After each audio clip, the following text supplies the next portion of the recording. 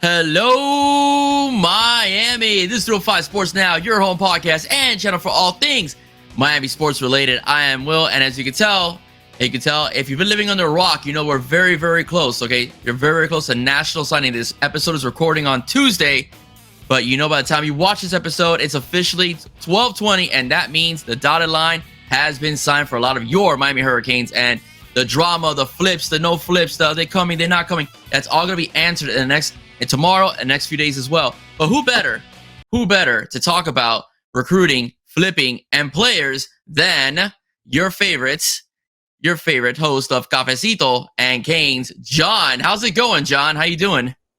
I'm doing fantastic, man. It's one of my favorite times of the college football calendar year. National Signing Day, now early signing day. Now they do it in December, which I think is a great thing. And looking towards a strong finish on top of what we already have, which is insane, beyond my wildest dreams for this class. So yeah, let's dive right in. Yeah, man, this is awesome. Thank you so much for joining me, man. I know I know you're a busy guy and so on, you know, and so I appreciate you coming on 305 Sports Now and just talk a little Canes football, recruiting, and so on. Actually, it's really funny because I find this very exciting. You know, I'm actually more excited about signing day than I do about the NFL draft. I know, which might be kind of strange, you know, but I Not do. strange at all. I'm the same way. Yeah, I just love it, man. I mean, I love the drama and so on. Are they flipping? They're not flipping. You know, are they staying? You know, what are they putting out there? You know, are they trolling? Not. I mean, I love all this stuff, man. So I'm really, really enjoying it, you know, as well. But one of the main topics that I want to get into, and of course, it's on everybody's mind, and it's on everybody's, like, basically has Canes fans biting their nails, is the whole quarterback situation. Before you came on, we had a little bit of discussion, and how it seems to be the Canes are waiting for Cam Ward to make a decision, and it seems like a lot of the quarterbacks that could have potentially been Miami Hurricanes have picked other teams. I gave an example of Will Rogers going to Washington, Dylan Gabriel deciding to go to Oregon, and then Dante Moore also deciding to go to Oregon. Kyle McCord, who was dividing the fan base as should we get him or not get him, you know, ends up going to Syracuse, and Cam Ward seems to be the one that's holding up, you know, our joy, you know, per se, as far as us having a top tier quarterback for the 2024 season. So what's your take on the whole Ward situation? Have you heard anything new? I know as much as every other insider knows. nothing new. It's the same thing. It's, you know, it's what we talked about. It's, you know, he may or may not go to the NFL. It's between us and Florida State, but more than likely it's between us or the NFL. It's seeming more and more like this could be maybe them using it as a bit of a bargaining chip, the whole NFL thing, because right now everybody has him like as high as a third round pick. If it were me, with the NIL deals you could possibly get, I would not go to the NFL just yet if that's the grade I'm getting. You know what I'm saying? I think there's more room for Ward to grow, especially with an offensive line that he's not going to get killed behind. You know, give me a year of college tape with a clean pocket, and he'll tear things up. He'll be a Heisman candidate. So I really believe it's gonna eventually be either he's eventually going to stay in college, and it's going to be between us or Florida State. It's going to come down to those two schools, and I like us in that situation. I really do. You know, as far as visits go, I'm sure he had an amazing time here because we can go toe-to-toe with any big program as far as visits. Okay. I have a lot of faith in Mario and the staff in that regard. So I know they made a great impression. I know they've really built that relationship. So even though he hasn't announced yet and we don't know when he's going to announce, I don't know. I feel okay about it. You know, he may not commit. We may get the bad news one day that he goes to that school up north, or he goes to, he decides to try his talents in the league. I'm feeling relatively confident right now. Yeah, I am too. Yeah, no, I am too. I think that it is us in Florida State. I do think that Miami is a much better situation than FSU is. Miami's offensive line at the moment is far ahead and beyond than Florida State's. Florida State is graduating a lot of guys as well. on both sides of the ball. And not only that, their NIL situation in terms of reputation has taken a major hit as some of their top Right. players have left, because they haven't gotten paid. And if that's what they're looking for is a decent payday, which I think is what it boils down to. And if you want to use the NFL as a bargaining chip, if he is a third rounder, he's not going to be making first round top 10 money. So he's better off staying another year in college where he can make NIL money and then home his craft a little bit more, for another year, play in the school, take that school to the next level, and then he could upgrade himself as far as the draft pick goes. But I think Miami's in the best situation, more so than Florida State. Florida State right now has the fact that Mike Norvell could coach, that Mike Norvell, helped Jordan Travis be who he is. They were essentially, because of a decision by a small group, let out of the college football playoffs. Whether you think it's right or wrong, that's irrelevant. They were just let out.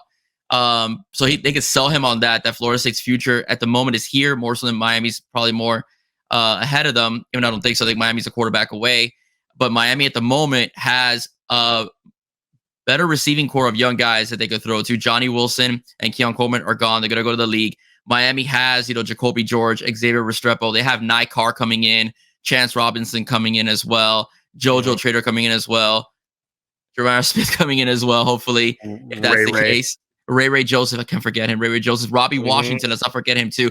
He has a lot of toys to play with. And again, and then he has Mark Fletcher to hand the ball off to. He's going to have Jordan Lau to hand off the ball off to, Javonte Citizen hand the ball off to. So it's going to be a very loaded offense for him, to be able to utilize his gifts, as far as quarterbacking goes. So that's where I think the situation for the Canes is much better at the moment than Florida State's is. I would agree with you. That's why I'm between us, NFL or FSU. I give Miami a slight lead over those other two options right now as it stands. But as we know, this is a very fluid thing. But yeah, no, I give us the slight lead right now. What are your feelings about him? I don't think he's going to take that long, but what are your feelings about him saying he's going to take a week or two to decide, especially when signing day is the 20th? I don't think he's going to take that long. Neither do I. Yeah, again, this is a game. There's a dance to this thing. So I'm sure this is a bit of a bargaining tool being used. Now, I know you wanted to get into it at some point, but the other prospect that's got Miami fans arguing with each other on Twitter is KJ Jefferson. Now, so he has become, I guess, the official new number 2 possibility. So now that they're, Miami's kind of kicking the tires there, maybe Cam won't linger with his decision so much. Okay. Well, speaking of Jefferson, he's very divisive, I guess, because Arkansas had such a terrible year this year. But Jefferson is a veteran quarterback, does play in the SEC, which is a very tough conference to play. And the ACC had a better win total. It's still a very powerful conference. For his career, not bad numbers though. 65% completion percentage, almost 66, almost 8,000 yards passing, 67 touchdowns, 18 interceptions. I forgot to add his rushing yards, but he's also a good running quarterback. He's a big guy. He's about 230 pounds as well. So he could fit in, in the right system. He could fit in. And again, his offensive line in Arkansas wasn't very good, and he was able to somewhat put up decent numbers for the Razorbacks. Just again, the defense wasn't very good, and just you're in the SEC, and his team wasn't able to do that. What are your feelings about KJ Jefferson? Is do you understand the division between the Miami base because now we have so much focus on Cam Ward, or is it justified the fact that there may be some intangibles we're not looking at just because we're only looking at numbers? At least I'm only looking at the numbers. Yeah, I think the people that are angry that we're even looking at him, I think it's because he is a drop off from Cam Ward. I'm not going to sugarcoat it there. Talent wise, he is a drop off from Cam Ward. And I think people are mad that we're going from that to that. But if you just look at KJ Jefferson on his own as a prospect, I've watched some tape. I'm going to watch some more because there's a lot of tape to watch on him. Okay. And, this past season, he had a rough go of it. And a lot of it, some of it, a little bit of it is on him for sure. But look, behind that line and with that team around him, good. I urge the fans, just go watch some tape, not highlight reels, tape, like actual, If you want to save some time, watch the condensed games of him against Alabama, him against Florida, which are his 2 better performances this past season against good teams, because he beat up on some bad teams too. But honestly, there's some people coming out saying that, he can't do this, he can't do that, he can't do. Listen, the dude is very steady. He is a veteran presence. He's big. He's damn near 250 pounds and can move. Like he's surprisingly quick for being a guy that's so big. Very tough to bring down. Similar running style to Will Howard, So another thing is, if you watch the tape specifically from this year, because I'm going to go back and watch some stuff from last year where he looked even better. He had a better supporting cast. Yeah. This season, you'll see that the play calling was insanely conservative. I mean, if you thought ours was conservative, Arkansas will be down 2-3 touchdowns and they're still playing not to lose. It's like, what are you doing? It was super ultra mega conservative. So that didn't help him either. I think because you got to look at scheme fit too. You can't just look at numbers. Tape is the most important thing in my opinion, but you got to look at how would he fit here. Give him these toys to play with, give him that line, give him that running game behind him where he's not having to carry the entire offense. He's just more of a complementary piece and he's managing the offense. He could work out well here. I really could see it because the ball sails on him from time to time, but for the most part, he makes pretty accurate throws. He has a pretty solid arm. And like I said, he runs very well. So it's like, yeah, the drop off from Cam Ward to him, people aren't going to like that. But if you want a steady presence that gives you stability and makes plays with his legs from time to time, he's not the worst option. That's all I'm saying. Well, I mean, one of the biggest complaints about Kyle McCord was that he's a statue. And the reason why I'm mentioning that is because a lot of people didn't mind TVD being such a statue when he was the first 4 games, 11 touchdowns, 1 pick. The moment the statue really resonated was when, he was becoming an interception machine and we were struggling in ACC play. Unpacking that situation, I want to go back to KJ Jefferson. What I'm trying to say is, I think what also you're saying is that if we just have competent quarterback play, and he's played at a high level in a very tough conference, Miami should be a 10-win team, very easily. The schedule is very favorable for Miami to hit that 10-win. Again, it's on paper. Teams could get better from year to year, but on paper, Miami should be a 10-win team. The schedule is much more favorable. You don't have North Carolina, you don't have Clemson this year, as well. So Florida's. I don't think Florida's gonna be a disaster. The Gators, let's be honest. So the toughest team I really see on the schedule probably will be Florida State. And I forgot who else. I know there's another team on there as well. Will be Florida State, and I forgot who else. But the bottom line is that, if you have good quarterback play and KJ Jefferson fits the mode that what Dawson likes at a quarterback based upon his history running offenses with Dana Holgorsen at West Virginia and also at Houston, the Canes should be all right. Do I want Cam Ward? Absolutely. I do. But if KJ Jefferson is a Cane, I'm not going to jump off a bridge, because I think we made a huge mistake, or Mario, blew it. Like people are trying to say that if he doesn't get Cam Ward, I think that Jefferson could be steady and could be consistent enough to take you to that next level. I agree with that. I think he can. He has the capability. Again, he gives you stability and experience, and he's not just a dink and dunk guy. He can make some throws down the field. He has the capability to do it, as opposed to Kyle McCord. I think I was not impressed by his deep ball at all, from what I saw on tape. This dude, he has a little bit of a better one. And then people are arguing, well, why don't you just keep Jakari for that reason? You already have Jakari's not as good of a passer as KJ Jefferson. I'm sorry. He has not proven it in actual game. Now, if he goes and lights it up in the bowl game, then okay, then you have an argument. But I have not seen it in an actual game where Jakari is as good or a better passer than KJ Jefferson. I just haven't seen it. Okay. Let's play hypothetical. Let's say we don't get either. Okay. We play the bowl game. Ja'Cory Brown, comes in. He does okay, but he decides he doesn't want to play second fiddle to anybody because Miami's still looking for a quarterback, which we know they still are. He decides to hit the portal. One guy from the fan base was really into, before the whole Cam Ward thing started, before the Will Howard thing started, was Michael Pratt. Michael Pratt from the city, from South Florida, goes to Tulane, has a very good season, a seasoned veteran. The speculation was that he was going to hit the transfer portal once Tulane's season ended or after the conference game, after the conference championship. Mm-hmm. If that's the case, if that's the case, do you like Michael Pratt as the end result for the Canes, or do you wish we would have picked up, either Ward or Jefferson if we just had to pay a little bit more for them? I mean, my favorite option is still Cam Ward as far as like highest ceiling and most talented and all that. He could put on a show.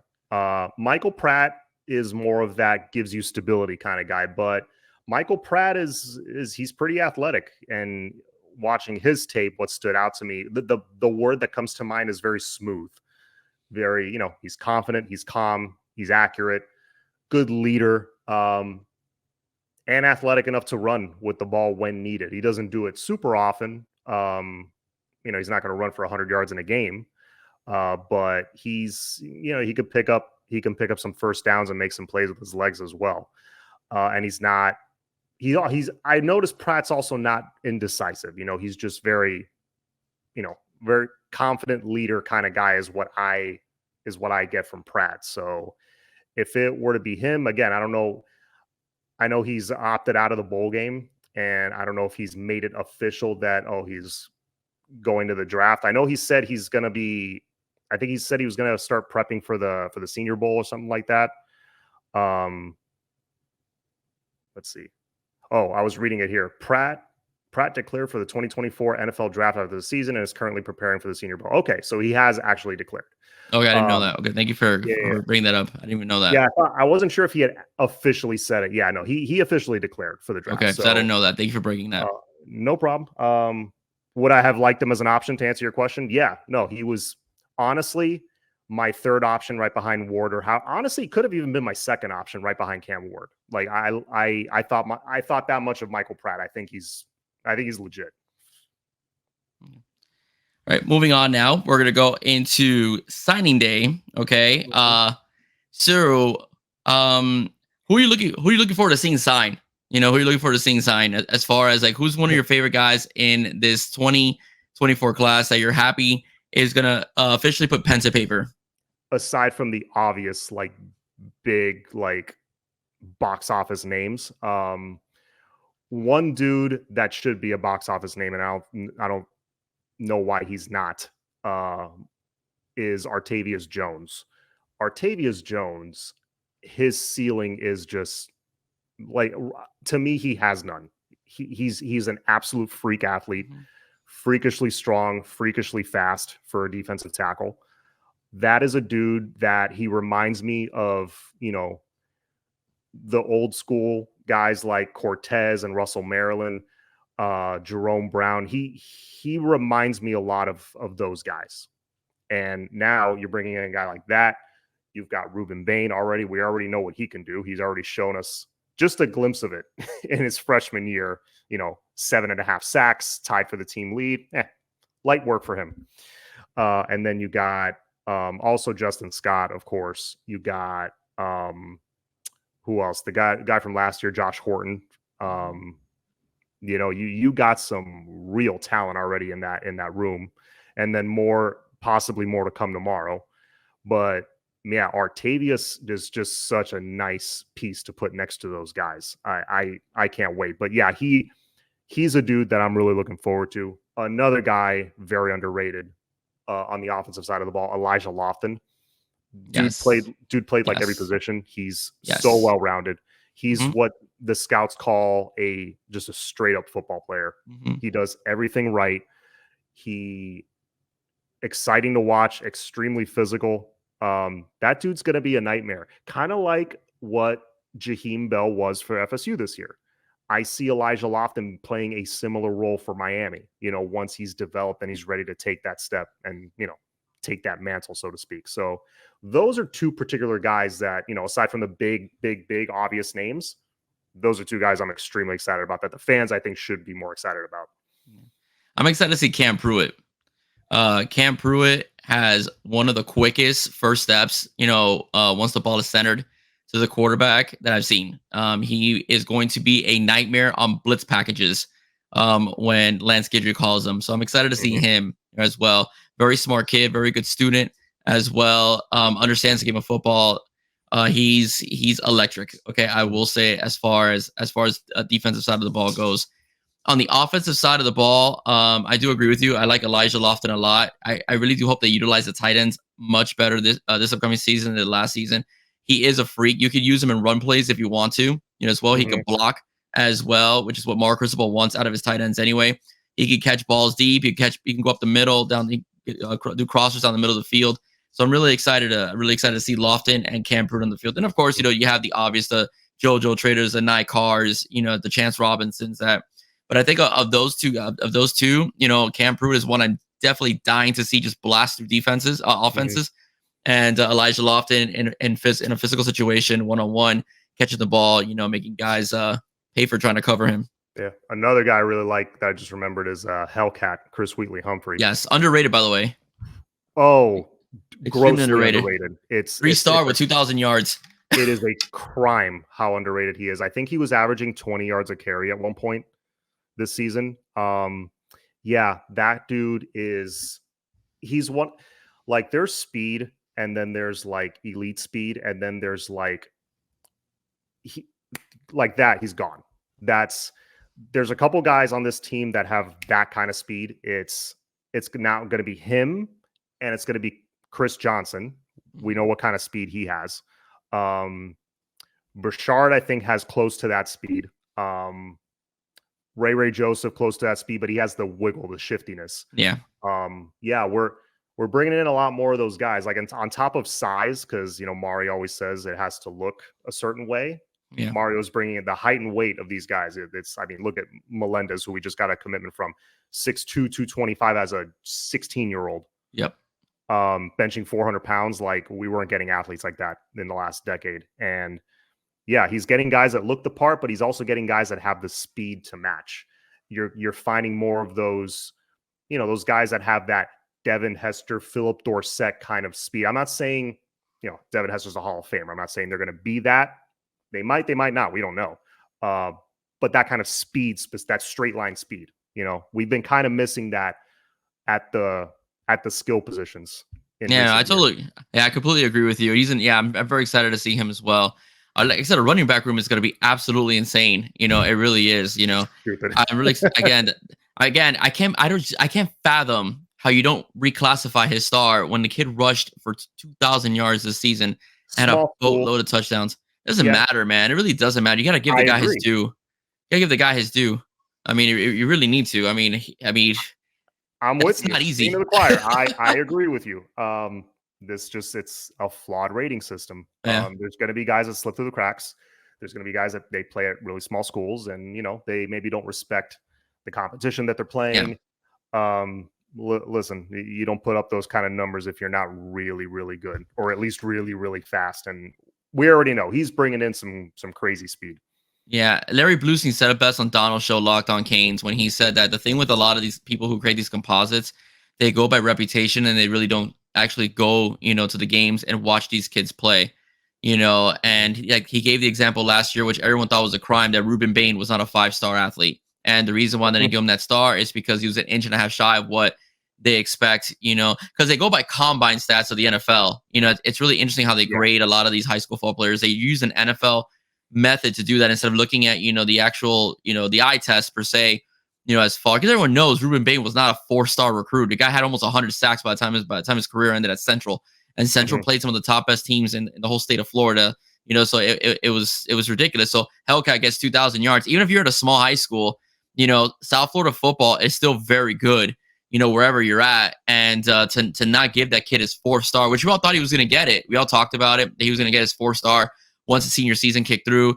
Gets 2,000 yards, is still classified as a 3-star, but whatever, it doesn't really matter. Cam Kidges was a 3-star, and he's the #1 safety projected in the NFL draft. So go figure. As far as this goes. Speaking of running backs, all right, Jordan Lyle, as expected, he flips. All right, he goes from the Ohio State Buckeyes. All right. To the Miami Hurricanes. Mario Cristobal, in the second straight year, takes another top running back out of Ryan Day's hands. Okay. How did you feel about this flip? Because I was happy. Anytime we take somebody from Ohio State, I'm thrilled. To be frank with you. Oh yeah, look. If you look at not just recently, the last 20 years, the Ohio States and the Alabamas and the Clemsons have come here and cherry picked some of the best guys from our backyard. And they've continued doing it. And Mario has kind of at least started putting a stop to that these last 2 seasons. You're not going to get everybody. And, we've done a decent job recruiting. We've done over the last 15, 20 years. It's not like we've been bad at it, but some of the Reuben Baines and the Mark Fletchers of the world, we weren't typically getting those guys. You'd get them every 3-4 years. You get a guy like that, but you weren't getting them every year. The Justin's, although he's not South Florida, but you know what I'm saying. The Justin Scott like caliber guys, you weren't keeping those guys home. The thing about it is, keep that guy home, it also takes away from that other school. So it's a double whammy. You know what I'm saying? So it's kind of shifting it the other way now. So that's why Mario's putting such a emphasis on recruiting and keeping guys home, and that's why all the legends have talked about keeping guys home. And it's important. I think it's important to get guys from other states as well, but roping off South Florida to a certain extent, I mean, this still is the hotbed of future NFL talent. You got to keep them here. So, but yeah, I went off on a total tangent there, but no, it's okay. I almost forgot what the original question was. Oh, Jordan Lyle. How do I feel about that commitment? Jordan Lyle specifically is, I like him a lot. I believe he's like a top 100, top 120 recruit. And really, you can't always zero in on that, but he's a blue chipper for sure. He definitely strikes me as a Mario guy watching his tape, because first off, he's a really good blocker. If you watch far enough into his huddle reel, you see, he's not afraid of contact. He can block, and he blocks correctly too. Uses his hands. He sinks slow and, blocks up where he does the technique properly, sets his feet, all that. So I saw that right away. I'm like, oh, that's a Mario guy right there. Shifty, good speed, really good speed, not like Chris Johnson breakaway speed, but he'll break away from you, and he'll get some big chunk plays. Great vision. He, and like I said, he's very, very slippery, especially in the backfield. I saw him make a ton of guys miss. The only thing about him is he runs kind of tall, which a lot of running backs do. A lot of young running backs do that nowadays. It's just a thing. Like, I don't know why. Just keep your pad level a little more down, and you'll run through arm tackles. But just make that little adjustment if I'm Jordan Lyle, which I'm sure they're going to work on with him. I think he has a chance to, in the next couple of years, possibly start. I think he's that good. Yeah, I agree. I think that when I look at his huddle, he was absolutely sick. In terms of his shiftiness, being able to hit the hole, and make guys miss, even though he's a big guy.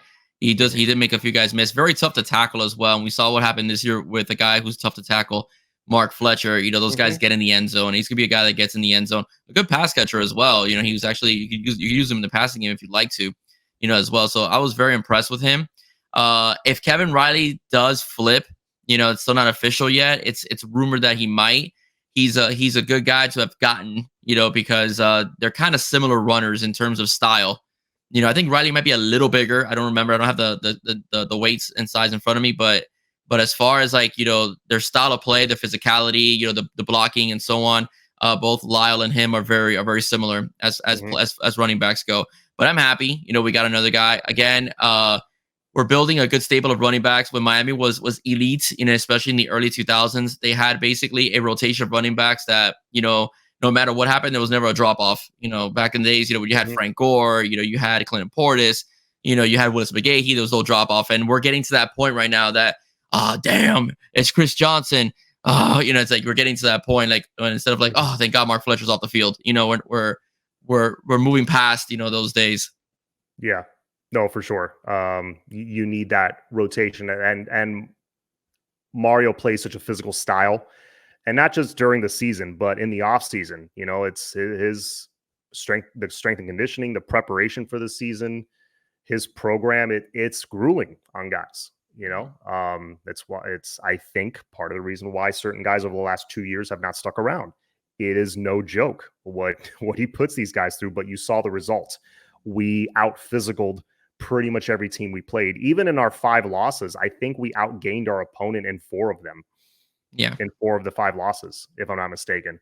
So, you know, you need a heavy rotation. You need 6 guys, you know, that you can depend on. I know back in the day it was just like 2 or 3 guys, but you know, things were different back then. I feel like offenses run more plays now. Yeah, they do. And defensive players are also bigger and stronger and hit much harder. So, you know, it is a much more punishing game on the body, I think, for that reason. Guys are just colliding into each other with a lot more force than they were 20 years ago. So yeah, no, I'm happy there. There's a few positions we are it's starting to really look like it should. Running back's one of them. Receiver now with this wave, once they've had a year in the program and strength and conditioning and all that, JoJo, Nikar, Jacoby, that room now will start to look pretty loaded. O-line is pretty much there, I would say, with the layers of young guys they have. They just need like one more year to really be like, all right, like established. It's a machine now. And a couple positions on defense too. I think we're getting there. Yeah. Oh, I totally agree. And like I said, I'm excited, and I do think that this program is really heading in the right direction. There's going to be some growing pains. I mean, there really are. We had the first 2 years that were very hard. You know, this year could have been better. You know, it could have been better. We could talk ad nauseum about the knee and you know the defensive collapse against my gosh, what school was it? Louisville. You know, as well, and also the loss to North Carolina, but we're heading in the right direction. You know, things look better. We have better talent right now, you know, than we've had in years past. We're acquired, we're stacking, which is also very important. But one thing about recruiting is, and we talked about how much we like it better than the draft. It's created some passions, you know, as far as the fan bases go. And as good as Ohio State has been, you know, the last few years, they don't like losing their players to us. Last year they lost Mark Fletcher. This year they lose 2. They lose Justin Scott, and they lose Jordan Lyle. I really hope they lose Jeremiah Smith, you know, by tomorrow, the next day to Ohio, to the Canes. They have said some nasty things about these kids. The worst thing I heard as of right now is one guy wishes that Jordan Lyle tears his ACL, you know, as a freshman. What's your take on these overzealous fans? Because some of them are our age, and I think it's kind of sad that they're picking on 16, 17, 18-year-olds, you know, because they don't choose their school as a choice. So what do you think? Yeah, I mean, they're called idiots, and unfortunately, every fan base has them. Look, Yeah, we have a few. We have a few. Yeah, we do. But yeah, to any fan, whether it's ours or Ohio State's fan, or Ohio State fans or whoever who do that, well, those are miserable people probably living in someone's basement. And yeah, they have nothing better to do all day. That's why I try not to spend more than a couple minutes a day on Twitter. I just kind of get my news really quick and I get the hell off, because you start diving into those comment sections and you're dumber for it afterwards. Yeah. So I try to steer clear. It is a toxic place, that Twitter. Yeah. The interesting thing is that I think the content creators for the University of Miami, like you, myself, you know, Flo, and I will say the guys from Inside the U, we do a good job of not ripping kids. You know, that's one of our things. In the end, you know, they're students. You know, even if they get NIL money, they're still students at a school. They're young. They could change their minds. You know, as a teacher, kids change their minds all the time. You know, I could honestly say that. What caught my attention, and this was posted by Jeremiah Smith of all people, is that in 247 Sports' podcast representing Ohio State, these are supposed to be professional sports analysts or content creators. One of their main guys said that if Jeremiah Smith picks Miami, it's because his mom is broke. And I could not believe that came out of a man who I think is older than me from when I saw it. I think I was in his 50s, and he made that comment. And I'm there telling myself, is like, what are you doing? You know, what are you doing? What is wrong with you? You know, I mean, grow up. I mean, to make a comment like that about a kid's parents, all because he doesn't pick the school that you want him to go to. Yeah, I'm trying to remember there were more things they said. I'm trying to remember the words, but I can't verbatim. But yeah, it had you could definitely detect some racial undertones there for sure. I mean, I'm not surprised they're losing some recruits, but Yeah. it's pretty pathetic. But again, it's not. I want to pick on one fan base. Every fan base has them, and now But it's fun to pick on Ohio State's just a it little is bit. super fun to pick on Ohio State. Just a No, little I can bit. look. I can sit here and be petty all day about Ohio State. It is it's not revenge yet until we win a couple of championships and kind of exercise the demons of 2002, because Mhm. and if we can win a championship against them, that would be the ultimate. That, Oh, absolutely. I agree. That'd be great. It'd be a nice coming a full circle. All mhm, right, as well. Well, we're talking flips. All right, as well, and some potential flips. All right, that we've been mentioning. Number one is Jeremiah Smith. Jeremiah Smith, although the end result, most consensus, including even the content creators here in the fan base, think he will stick with OSU in the end, because OSU has had a good reputation of developing wide receivers and quarterbacks and sending them into the league. Okay, so we'll look at that. But potential flips of Jeremiah Smith, Adarius Hayes, Armando Blunt, and Wisconsin's Xavier Lucas. I think that Blunt flips to Miami. I think that it's there's a lot of writing on the wall. Mom has been fighting with Florida State fans on Twitter, which I think mhm, is hilarious. mhm, And one thing we mentioned, that these parents do listen to us and they do read our comments. So be careful what you say about a kid. mhm. Um, where are you on the four that I mentioned? I mean, I already mentioned Blunt. Hayes, I'm not sure. He's leaning. It looks like he's leaning Miami. Florida's a disaster. I'm not sure about Lucas. And I told you during before we came on, you could throw in another one if you want in there. So where are you in terms of potential flips and surprises we might see on signing day? Um, I don't know if any of them are going to be surprises. Really, I think although Mario tends to pull a rabbit out of his hat, because Trevante Citizen, a lot of us didn't see coming Yeah. 2 years ago. But no, I think the flips that I think will happen, the fans, the guys that like you and me that really follow it, I don't think it's going to surprise anybody. I feel pretty confident about Blunt, and I Yeah, me feel too. pretty confident about Adarius Hayes. Those are the two I feel the most confident about. And then you have, the kid from Wisconsin. Um, kind of on the fence. I think I would think it'd be a good opportunity for him, to learn under Coach Guidry and Coach Adai, and and we definitely need more bodies there. We got to keep building the depth in the secondary. So I think it's a good opportunity for him, but I think my gut is telling me that one's like 50-50. It's a coin flip. Whereas Hayes and Blunt, I'm 75 to 80% confident that we'll see flips from them to Miami. Uh, and as far as Jeremiah Smith, man, I don't know what I don't know what to think. But yeah, what he said most recently, that I think he had an interview with 247, that he's pretty much stayed locked in to Ohio State, just because they've built that relationship with him, and and like you said, they have that reputation of building first round wide receivers. Brian Mhm. Hartline's done a tremendous job of doing that. My only question to him would be, who's going to be your quarterback next year? I know they're probably going to go after a guy like Malachi Nelson now in the portal. They're probably going to go after a top tier talent like that, because they've been quarterback for a little bit now. Also, Mhm. they don't seem to have one right now, so they're gonna go big game hunting there. But right now they don't have a guy, so I'm just throwing that out there. But regardless, I think it's more than likely he'll stay with Ohio State, but I could totally see him say Miami. I could totally see him say Florida State. Um, I don't think it's going to be any. I don't think we're going to have like a surprise. Oh, it's Colorado, like one of those. I don't think that's. I don't think Dion is going to pull that off again. Yeah. But yeah, I think it's Miami, Florida State, or Ohio State, with Ohio State being the most likely of the three. Like I would say by quite a bit. Yeah.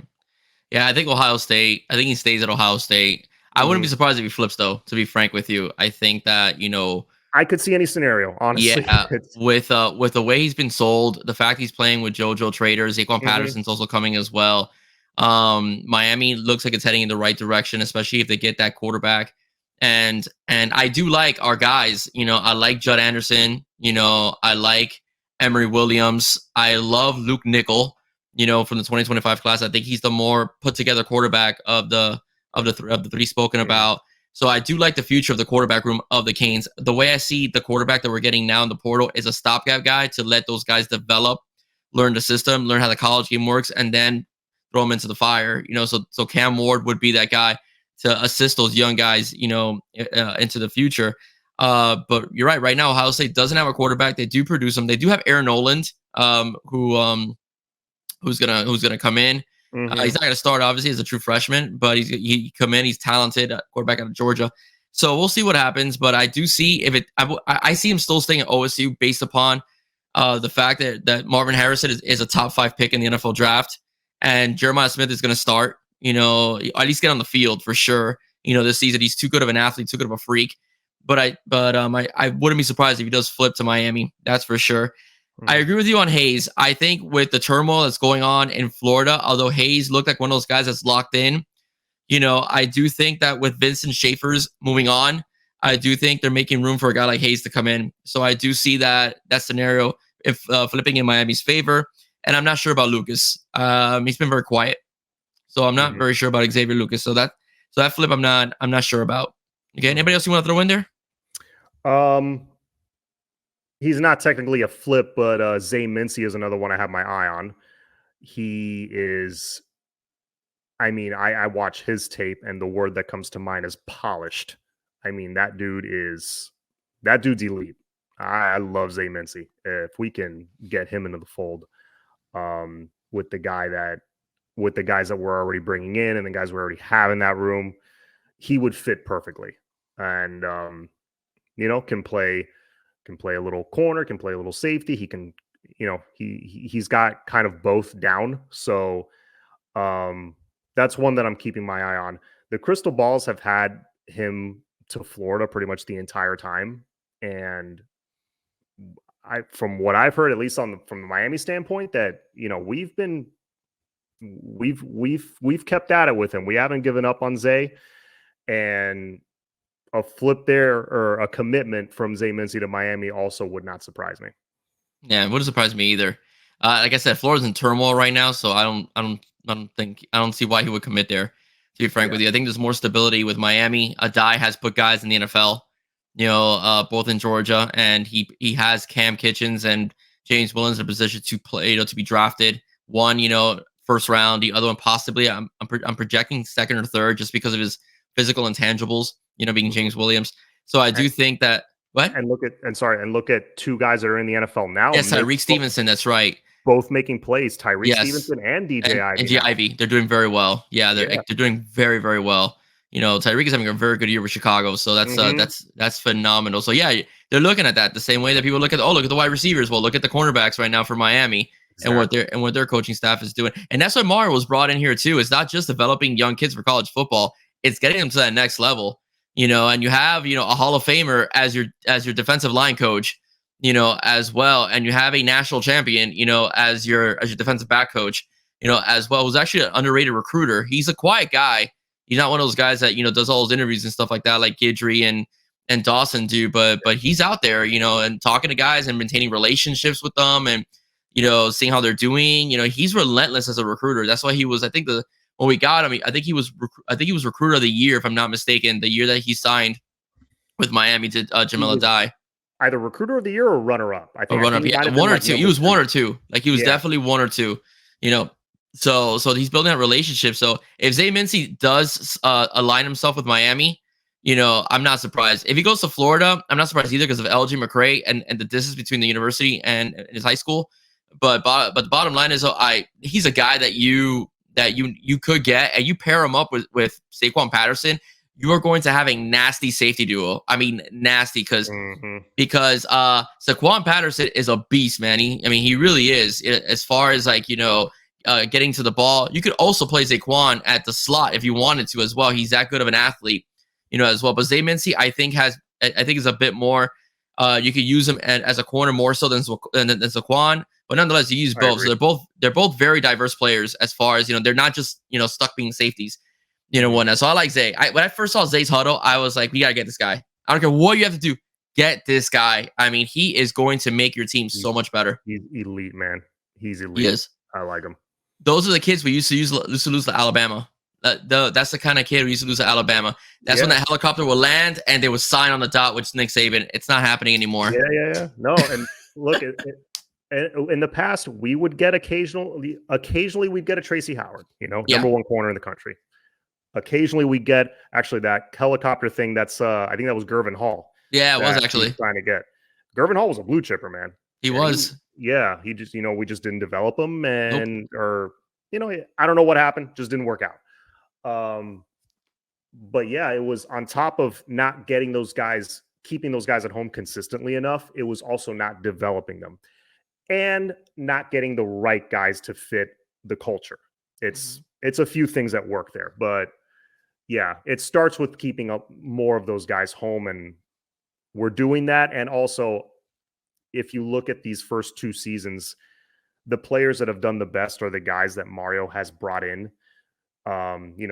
Even last year, some of the freshmen and the transfer portal guys, we kept saying, oh, those are the guys that are playing the best right now, aside from like Cam Kitchens. He was like the one exception. His player comps, or not player comps, player evals. I trust them. After 2 seasons, I trust them. Especially at a position like offensive line, for example. Definitely. Whoever he wants to go after, Carpenter, Frank Avila, whoever. Hey, you Mirabal, Cristobal, you guys want him? I trust you. But yeah, it's just I see that overall. I trust the player evals. I trust who they're going after, whether it's a 3-star or a 5-star. I trust, okay, that guy, he's going to fit here. And yeah, the more we win, then the more, like if we get a 10-win season this year, more likely we're going to keep like more of the Justin Scotts and Reuben Baines and Mark Fletchers. If you can stack classes like that, because these are 2 back-to-back now, top 10 classes we're going to have. Give me a 3rd one, and you start winning, and then a 4th one, and the 5th one. That's how you build what Alabama has. You know what I'm saying? So this is the beginning. This is how the thing gets going. Yeah. Oh, most definitely. And definitely. John, it's always a pleasure to talk to you. I love talking Canes football with you. I promise you, I have to get you on when I do a Dolphins broadcast. I know you're a heavy-duty Dolphin fan as well. Okay. So when I do a Dolphin broadcast, I have got to get you on. So we'll do coffee with Fins. Sure. We'll do that. Cafecito con Dolphins. We'll do that one. Okay. Well, John, where can it? Well, let the audience know. Everybody knows you, but let them know. Where can they find you? Right there. You see my Twitter handle, and Cafecito and Kane show on YouTube. If you're not already following, go search for me. Hit subscribe. Watch the videos. Hit the like button. All that stuff. The more buttons you press, the better. The more the more the algorithm helps me. So yeah, go follow me if you haven't already. Awesome, man. Thank you so much for coming on, John. Really appreciate it. Guys, Cafecito con Canes. Hit that like button, subscribe if you haven't done so yet. He gives great content, and he's a great and brilliant mind when it comes to Canes content, football as well, and other sports as well. All right, ladies and gentlemen, if you like what you heard, don't forget me, though. Like, share, and subscribe to 305 Sports Now. Once again, I am Will. Stay safe. God bless you soon. Go Canes, and enjoy signing day, guys. Bye-bye.